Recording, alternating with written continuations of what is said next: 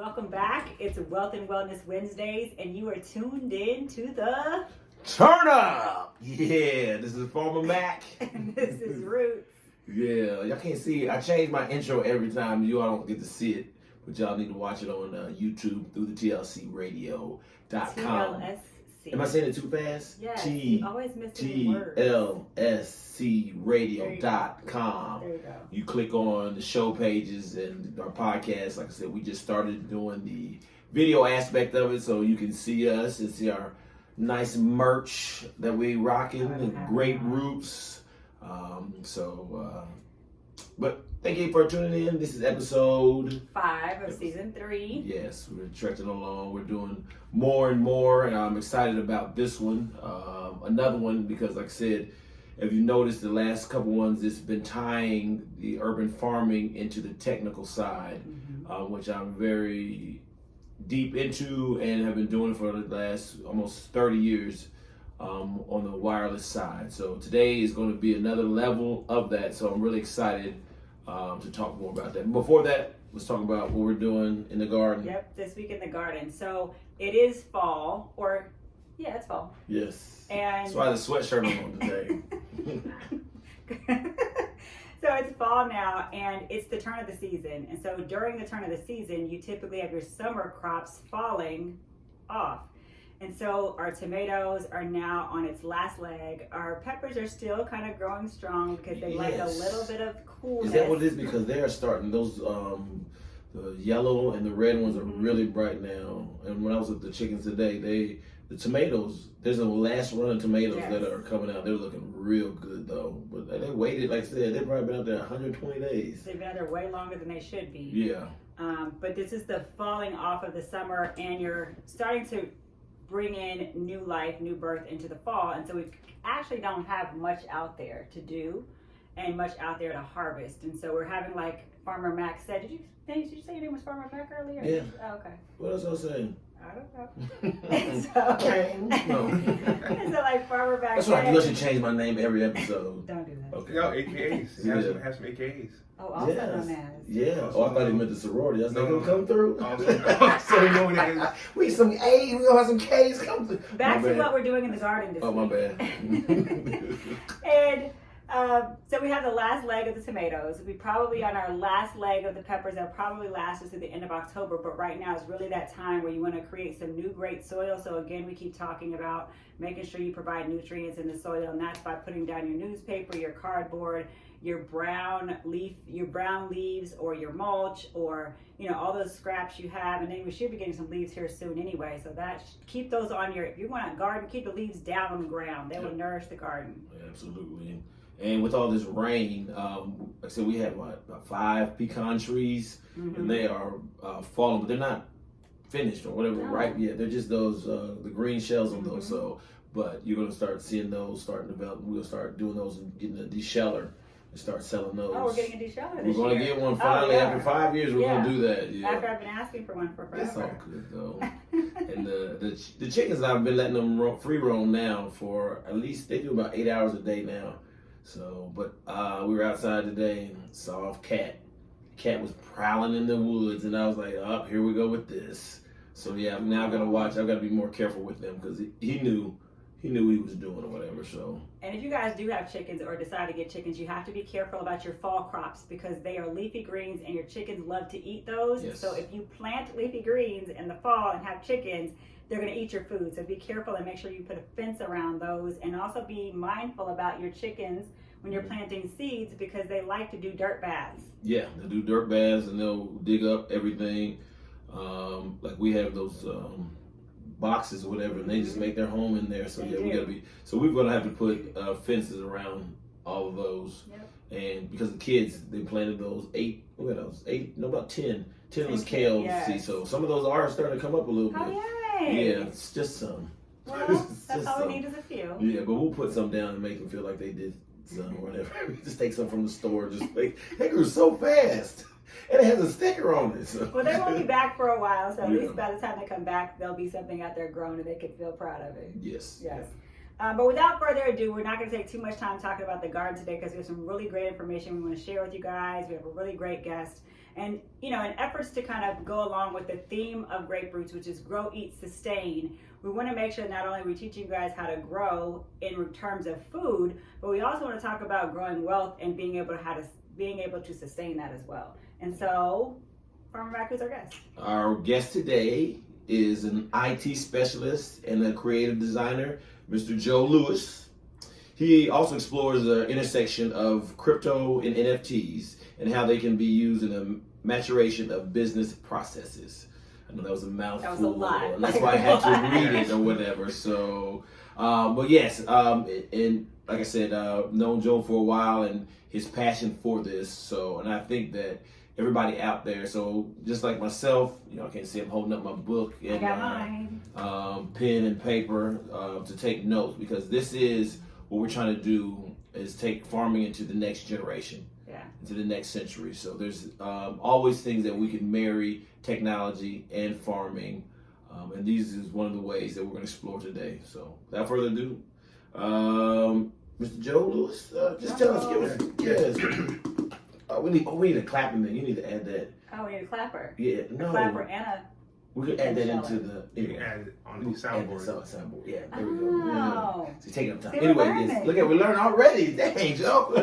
So, Joe, give us a little bit about your background. I gave you the, you know, said the IT specialist and creative designer. But give us a little more about your background, because like I said, we want to walk people through this process of the crypto and the NFTs and the farming and how it all comes together. But a lot of people just hear these on the news, they hear it with their friends. Some people trade cryptocurrencies. They don't really know what they're doing.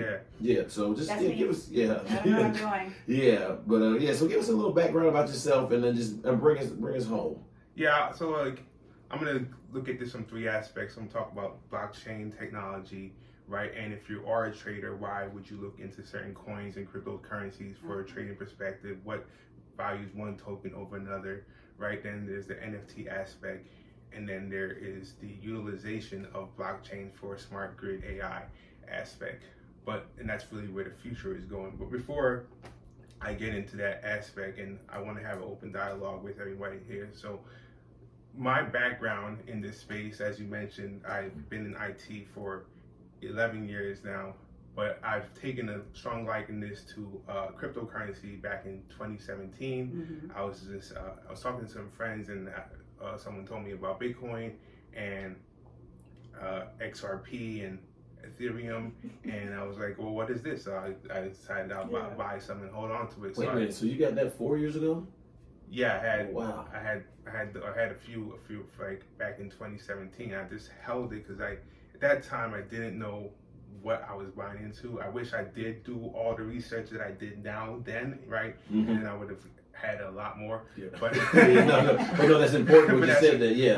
But that's important for the people now today, like, because you're still ahead of what this new wave could be in the future. So I would say for everybody looking into this, understand what you're getting yourself into. So 2017, I invested some money into those currencies, but then I started to look into NFTs more in the beginning of this year.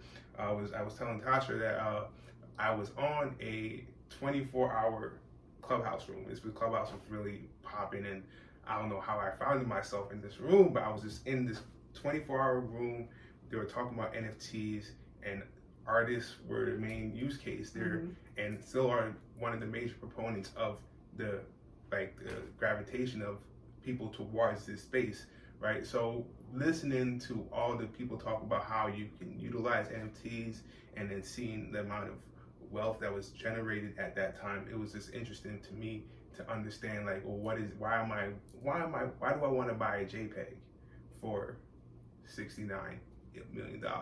But a couple things came to mind. The people that are buying these JPEGs, they were invested in ETH a long time ago. So to them, to pay a single ETH, right? They had ETH when ETH was $200. Okay, so let me stop you for just a second, because I'm a novice. I don't have a clue what he's talking about. So let me first go back to the first thing. Yeah. So specifically, I know you said blockchain and Bitcoin. I'm sure a lot of you guys have heard about that, but specifically NFT, what does that stand for? So NFTs stand for non-fungible tokens, right? Okay. So fungibility is key to understand, right?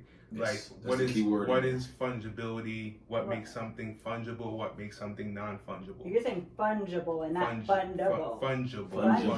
Fungible. Right. Guys. So like my thumbprint, right? That's very unique to me, Mm-hmm. right? This is non-fungible. Like I cannot like create a value. Well, technically, you cannot create a value system around my thumbprint that can be traded for someone else's. Now you could, if I would, like if you said this is Michael Jordan's thumbprint, you could create a value system, but that's where you start to get into the value of an NFT. But at its base rate, each NFT is just a unique token, right? Yes. Fungible items like a dollar bill, they're fungible, right? A dollar bill is fungible. You can give me a dollar bill, I can give you another dollar bill. I can trade these fungible assets. Mm-hmm. If you can exchange something one for one, Gotcha. that's fungible. Yeah. Yes. I understand. So you're talking about non-fungible. We're talking options. about non-fungible Okay.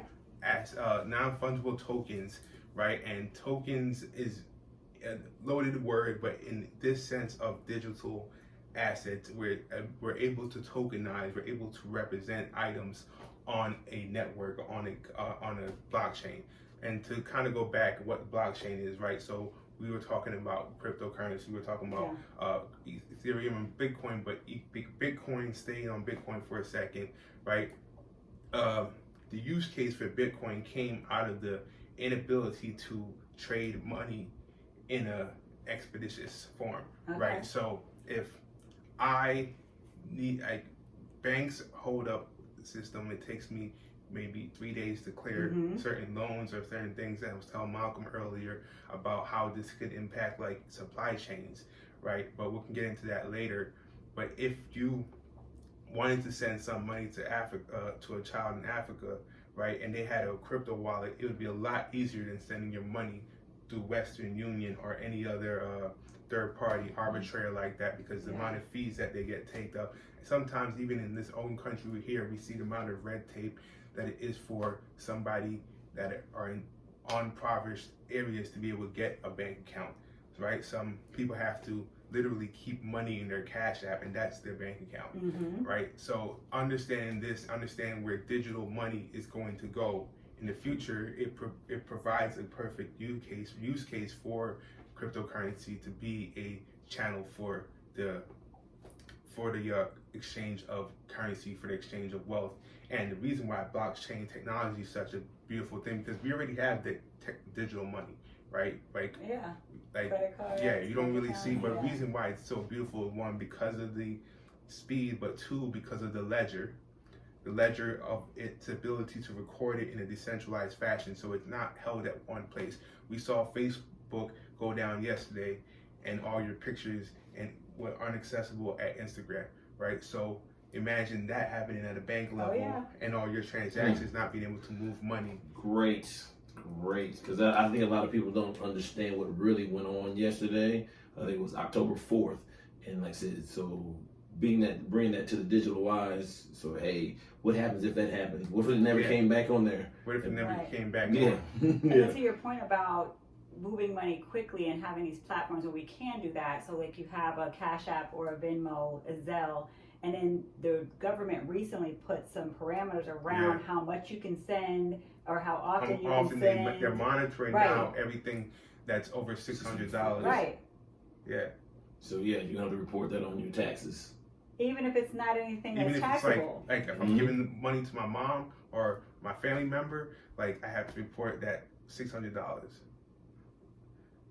But I mean, the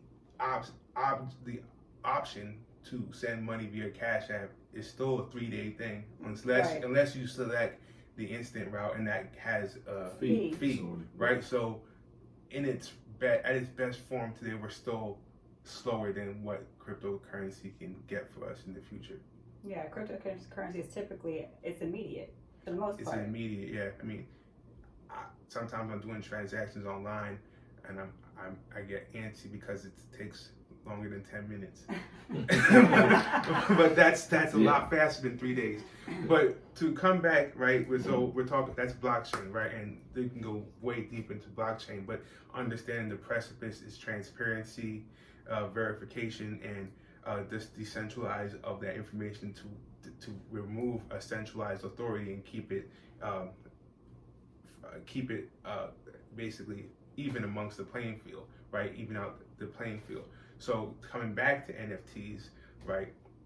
What you get from that is you get an opportunity to recognize that NFT is really, when you understand it, it's a protocol, it's a language for computers to adopt within the blockchain space. It's a language by which I can tell you now that this barrel of oil is non-fungible, right?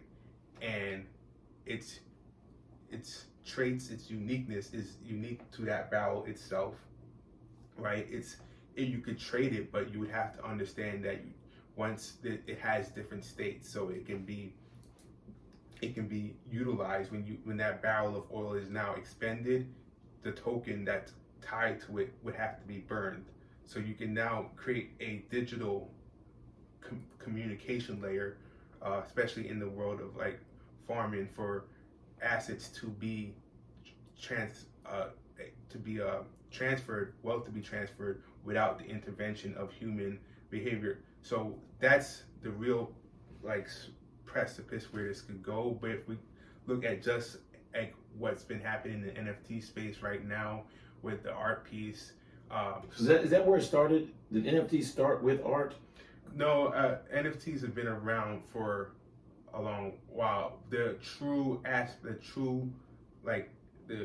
I would say the art world has become like a guinea pig for what this is really meant to be. Because like the example I just gave with the oil, right? If you look at the underlying technology, there's things called smart contracts. So if you have a vending machine, right? This is an example I give my students a lot. If you put in $1, you can only get something out that costs $1, right? Or you can get something out that's less than $1 and it gives you back the change. There's nobody in there, right? And the person can come in, they switch out their items, but the vending machine works autonomously, right? So it's the same thing. When you can build a system that's autonomous and you can exchange value for goods or services without the need for human intervention, that is a smart contract, and that can be applied at the back end of any business. And art is where we're seeing it being utilized because it's a sexy front end, it's a sexy way for it to be sold. But at the end of the day, these same language protocols, NFTs, right, the same ability to trade assets without intervention from human is what we were talking about earlier, where you can utilize that on a farm, where if you need to move certain resources from this side of the farm to another side, with precision farming, without having to be there, it takes additional load off of the human capabilities. Like for example, tractors were introduced so we wouldn't have to hoe and so Farmer Mac wouldn't have to whoa! Hoe like tractors then. Who does the hoeing? I don't know who does the Tilling. But, I prefer to call tilling. So the tractor is there, right? At some point, you no longer want to drive the tractor, right? You automate it; it drives itself. How can you not have to wake up and press that button in the morning, right? You have to give these networks of computers, these smart grids, the AI, you have to give them instructions. You have to let them know that, hey, if I send this value here, trade, right? Like, and the currency, the cryptocurrency, is really the underlying incentive for these networks to operate. Like, if you were in China, if you're a Bitcoin miner, right? Your job is to solve a puzzle to reward in order so your data is moved across the internet or moved across the blockchain, right? But that puzzle is really technically being solved by your machine. So your machine is being utilized as a means to power the network. So that's just machine. That's machine. Is that what it is? Machine learning. Yeah, That's what machine. doing, It's support. I mean, machine learning and AI, Okay. right? It would allow for those things to be more enabled, right? Because we are trying to reduce the need for human intervention, and the more you can have validation, like the currency is nothing more than a reward system for the validation. Like every time a block is minted, a reward is produced. But that reward, we have been the ones right now who have placed a value of trading capability on that currency. We're now saying, hey, if I have 25 Bitcoin, I have the equivalent of 25 times $50,000, Yes. which is beautiful. Yeah. So is that not how it's supposed to work, or because right now people are treating it like stocks? Not all. So that's why I say now this is why I want to, and I'm glad you brought it back to that point. I want anybody looking at this space to understand what currencies they're picking, right? Because not all tokens are meant to be a store of value in terms of wealth creation. Like Bitcoin is great because like it's the first use case that it will like provide cryptocurrency, and you can actually send real money against it. But when you look at contracts like Ethereum, also dope, but it's not necessarily the same. It has an extra layer. It has that contract layer on top of it where I can now put a mortgage against a contract, and in order to unlock this mortgage, you have to give the contract X amount of dollars, as opposed to just change it. But there's protocols and there's companies that are coming up with different blockchain technology, and their currency that's on there is not necessarily one that you need to get in your pocket. I mean, Dogecoin. I was about to say Doge. Yeah. I don't know. I mean, yeah. Mark Cuban said, "Well, okay, if you own Dogecoin, you can use these for Maverick tickets, right?" Some tokens exist solely for the network's purpose of rewarding the network for conducting the transactions, but it takes some level of social engineering to give some of these other tokens value, like Dogecoin, which has no value at heart, but because I'm going to allow Mark Cuban is going to allow you to use it. This is not actually proven. Has not been delivered by Mark Cuban yet. He has not said this publicly. So I'm just saying it was an idea that he said, but it's not real. So if that was the case, then you would now say, "Oh, give me some Dogecoin," right? So it's the same thing with NFTs. Like I was telling Tasha earlier, that if you have a Michael Jordan card, right, that Michael Jordan card is only as good as Michael Jordan. So that that social currency aspect of it, what makes you want to pay $10,000 for a JPEG? You need to start recognizing you have to. That's why people need to do their research on the value. They have to understand, what am I buying with this? Right. What am I getting myself into it, right? And that's if you're heavy into the NFT as a tool of wealth and not an NFT as a tool of utility. So on the farming aspect, we would be on the latter. You'd be in the latter. You could be in the. You can be in both. Okay. Yeah. You can be in both. I mean, we can talk about strategies. I love this space so much that I've been thinking about like how you can just apply strategies, because at the end of the day, it's all about NFTs aside. It's all about decentralized communities. Yeah. Right. So if like the three of us have different things that we do, right, and different resources that we could pull, right. And I was telling you earlier that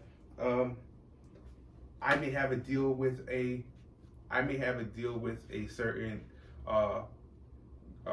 fertilizer producer that you don't have, right. You may have a deal with somebody else that I don't have, right. Why should you have to go broker that deal with the fertilizer person? I can give you I can trade you one of my gallons of fertilizer. I don't know how they're canistered or whatever, but I can trade you one of those via NFT. And I'm trading it via NFT because the transaction, all of that is not being recorded on very well today. I read that one of the issues with farming is the land management piece, and and you had said it, not to cut you off with that, and I was just thinking about that because a lot of people are going through that right now. The generations, I can't remember where that beach area that they're giving it back to the black families that it was stole from. But like I said, there's as the kids get older and they don't want the grandparents or the parents home, but they don't have it. They have it locked into all these different names. But like I said, but they don't have a record of who actually owns that. I mean, you can go down to the courthouse, but like some of this stuff has been there forever, so the records aren't correct. So that was one of the things we talked about, having the records of farmland, the land. You know, like I said, that's the biggest thing. Get land. Yeah. But if you don't have the transaction and stuff, somebody come back and steal it, or just use it. It's like, no, that's mine. But if you have using something like blockchain, that's something that you can track.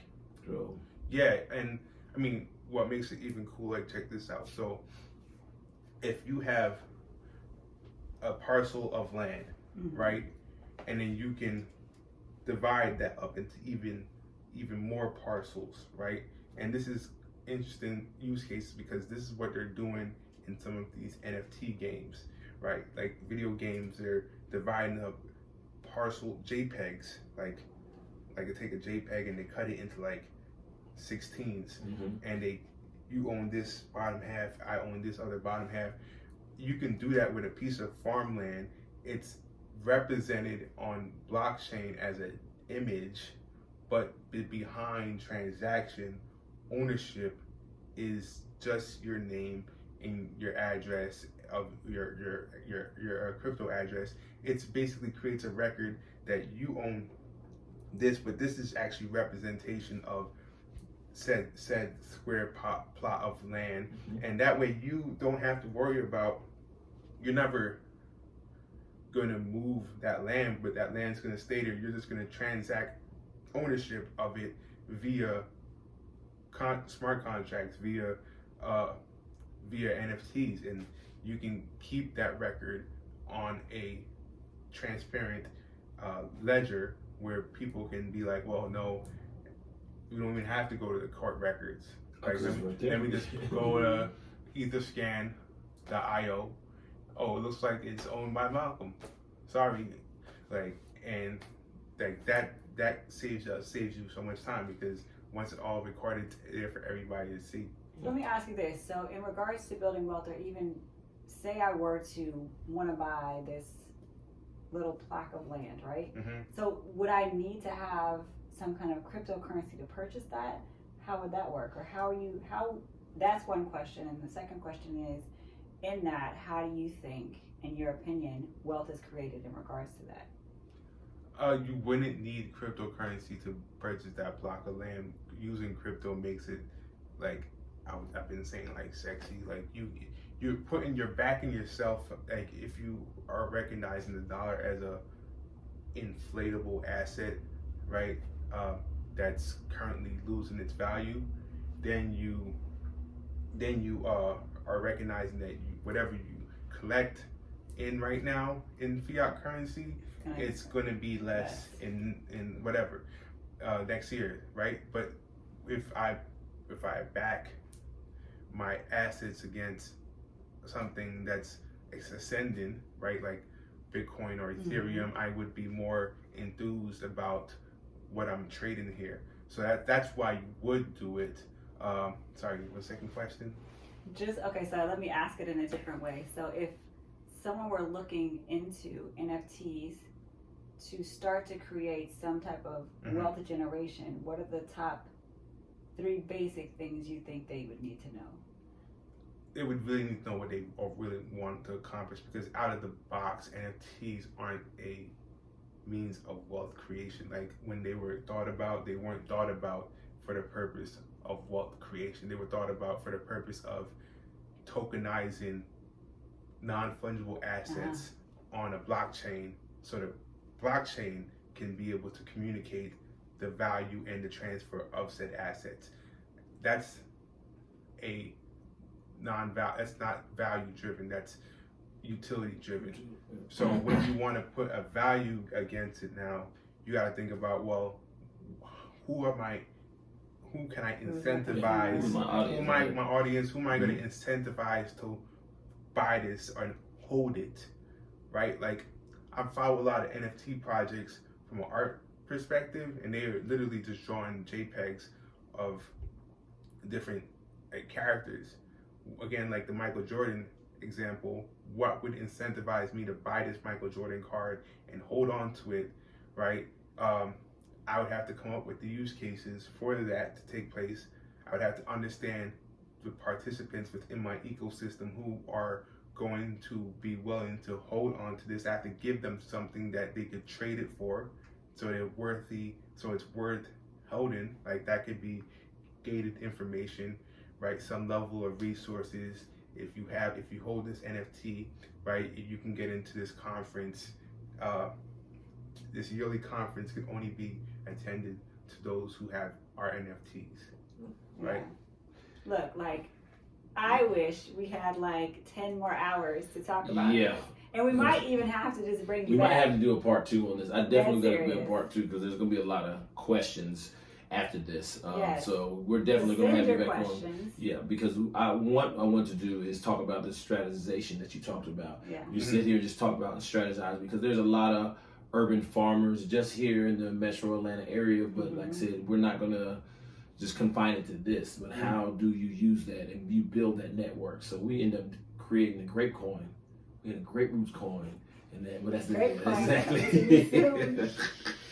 but thank you. Oh, how can people get a hold of you? Like, you had said something earlier about your students or whatever. So how can somebody that wants more information and wants to sit and consult, set up a consultation with you about all of this we discussed, how can they get a hold of you?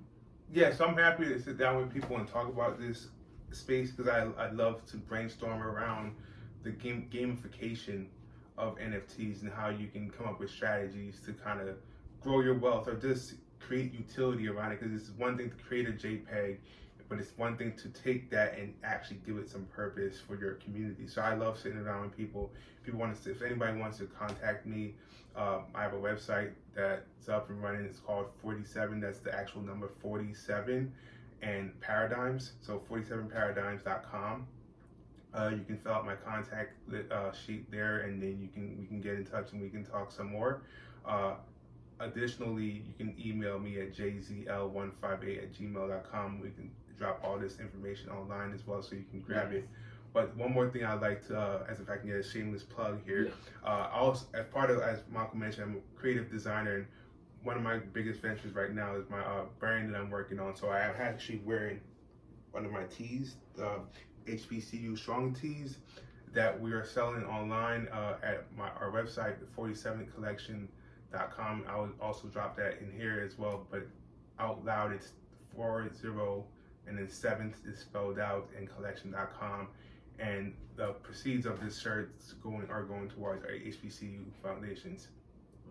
Appreciate you. And we'll have all that information provided for you guys on our Instagram page, as well as on our website, which is www.graperoots.org. Yes. I got it right this time? You got it right. And then you can access, like I said, this podcast and the past seasons and the past ones on tlscradio.com. And also on TLSC Radio, I like to say it fast like that. You can wrap up your Sunday fun day with Throwback Sundays at 8 p.m. Central Standard Time. Listen to the R&B and soul, hip hop from the 80s, 90s, and the 2000s. And, yes, and also you want to check out the TLSC Spotlight of the Week each week on tlscradio.com website. This includes new music, video of the week, the drive time mix of the week, and the podcast of the week. Yes, and with that said, this is the Turn Up. Talk to y'all next week. Peace.